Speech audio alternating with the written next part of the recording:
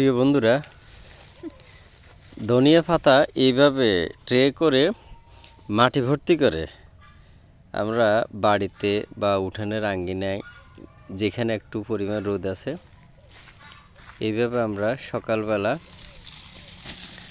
বিভিন্ন তরকারির সাথে দিতে পারি। যথেষ্ট সুন্দর, যথেষ্ট সুন্দর।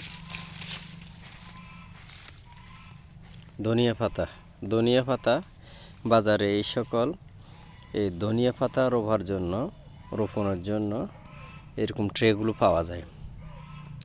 যে ট্রেগুলোতে মানুষে ফল বিক্রি করে, এই ট্রেগুলো বাজার থেকে কিনে এনে অল্প টাকায় মাটি ভর্তি করে আমরা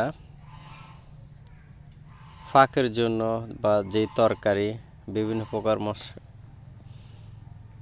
মশলা বা সালাদ যা তৈরি করা হয় না কেন, এগুলোর সাথে আমরা ধনেপাতা দিতে পারি।